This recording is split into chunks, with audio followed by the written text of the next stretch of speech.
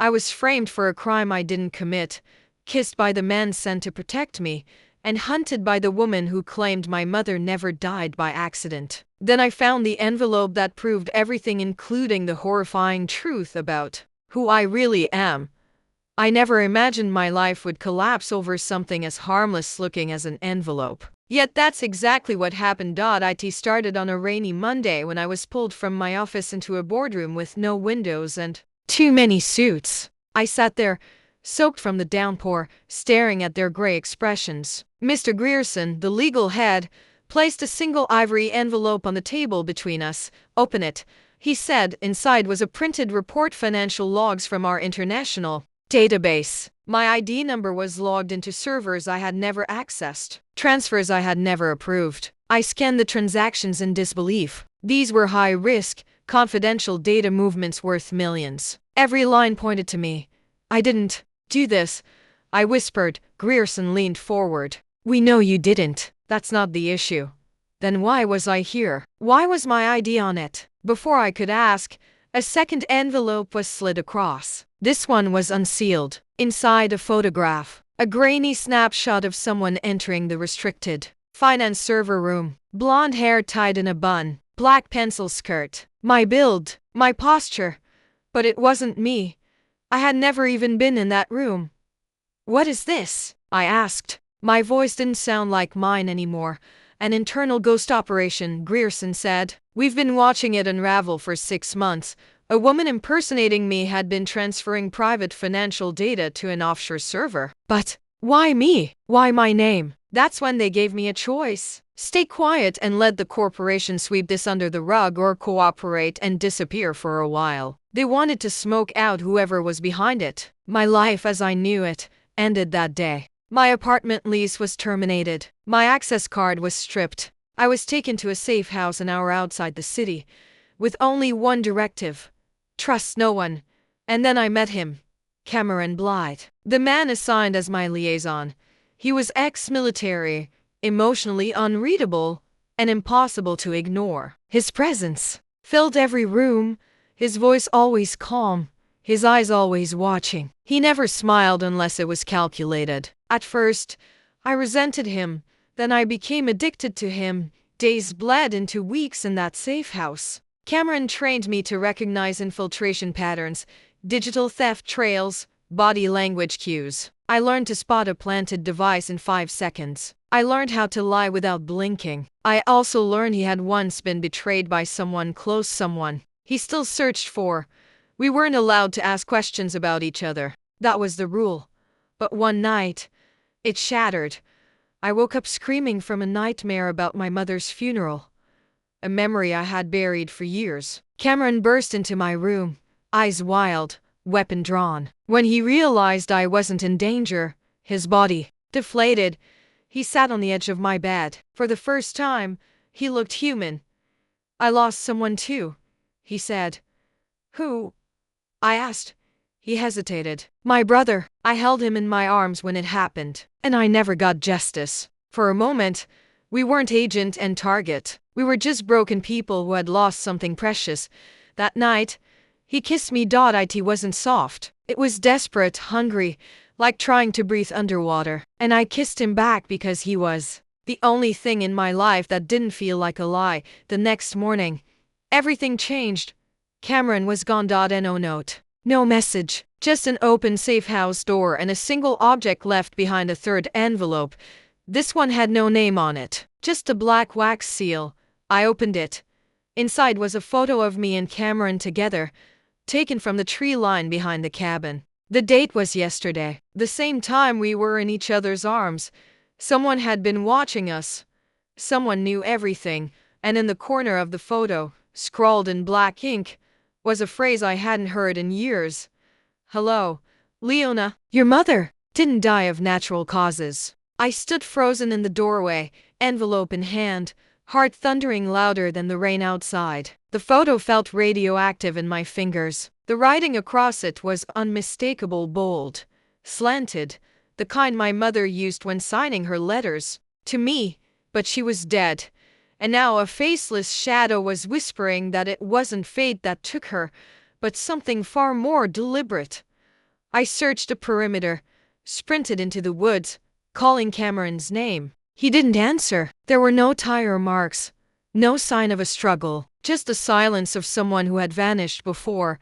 My body knew it before my brain caught up. Cameron didn't leave because he wanted to. He was taken. I activated the emergency beacon buried under the baseboards. Within 20 minutes, 2 black SUVs rolled up. The same suits who once accused me now surrounded me again. Grierson wasn't among them, but a woman in a gray blazer introduced herself as Special Oversight Agent Dinah Cross. Unlike the others, her eyes held a different kind of steel. "Where's Cameron Blythe?" I demanded, compromised. She said flatly, "And so are you." She ordered a full lockdown. My laptop was taken, the safe house swept for bugs. The surveillance cameras had all been disabled at once by someone with internal override access, someone inside the system, someone who knew everything. In a dark, concrete government bunker beneath the city, I was shown a classified file. Inside was my mother's name, Evelyn Halbridge. But what chilled me was the line stamped in red across the top of the document. Corporate asset terminated, level red, discretion. I stared at the screen until my lips moved without permission. Terminated? She wasn't just a chemist, Dinah said. She was working undercover within HaroCorp's R&D division. She was feeding intel to our agency until she uncovered something too big to be buried. That's when they made it look like a car accident. HaroCorp, the same parent company that owns the bank I worked for, the same company whose servers had been hacked in my name. My mother was silenced because she got too close. I was being used as bait just like her. Why didn't anyone tell me this? Because the deeper you went, the more they'd reveal themselves. Dinah slid over a laptop. On it was the photo that had been sent to me. Their tech team enhanced the reflection in the window behind us. A silhouette. Female. Shoulder-length dark hair. Holding a camera. They ran the facial outline through the database. One match. Leona Hal, ex-agent. Identity scrubbed. Last known affiliation. Internal intelligence contractor. And Cameron's ex-fiancé. No one knew she was alive. No one except the mole inside our agency. She had faked her death 2 years ago and vanished with half a terabyte of intelligence files. Now she was hunting people tied to HaroCorp's original operation, including my mother, including me. The order came down hard. I was to be transported to a black site facility for protection, but I wasn't interested in hiding anymore. I was going to find her, and I was going to bring Cameron back. I slipped out during the transfer, swapped cars, changed clothes, burned IDs. In my mother's old apartment, sealed since the day of her death, I found the one thing that cracked everything open. A letter addressed to me, dated 2 weeks before her accident. Leona, if you're reading this, it means I failed to escape. There are things I never told you because they would have destroyed us both. But you're strong, stronger than me. If you're ever in danger, go to the place where we watched a meteor shower the summer you turned 16. Everything you need is there. Love, Mom. I drove 5 hours to the ridge near Coldmere. The sky was already darkening, the stars beginning to bloom, and beneath the old lookout bench, buried in a metal box, was a hard drive. Sealed, dated, marked with one word: initiate. Inside was video footage, documents, encryption codes. I didn't understand half of it, but I understood enough. HaroCorp had been using its banking subsidiaries to launder money for illegal neurochemical testing experiments on human subjects, with memory suppression, identity overlays, and emotional conditioning. The data my mother stole proved it. The same data someone tried to plant under my name and Cameron. He had found out, the night before he vanished. He had downloaded half the same drive. He knew, but he didn't run. He got closer to protect me. I returned to the city under disguise. With Dinah's secret support, I traced Ilara's last safe house. Surveillance had picked up a delivery truck entering the compound in the woods near the harbor. I broke in and found Cameron chained to a chair. Alive. Bloody, but alive. "Ilara," he whispered. "She's not working alone." Before I could free him, a voice echoed from the upper floor. "You're your mother's daughter after all." She descended the stairs, elegant, calm, eyes like mirrors, Ilara ran. She looked at me the way a scientist looks at a puzzle. She wanted to bring truth to light, Ilara said, and they killed her for it. But you're the last piece. With you, I can finish what she started. I didn't understand. She smiled. You were the trial that worked, and everything shattered. My memory, my childhood, my dreams, they weren't just real. They were chosen, engineered. I was part of the experiment. My mother hadn't just tried to stop them, she had once helped build the tech, until she saw what it did to me, and tried to save me from it.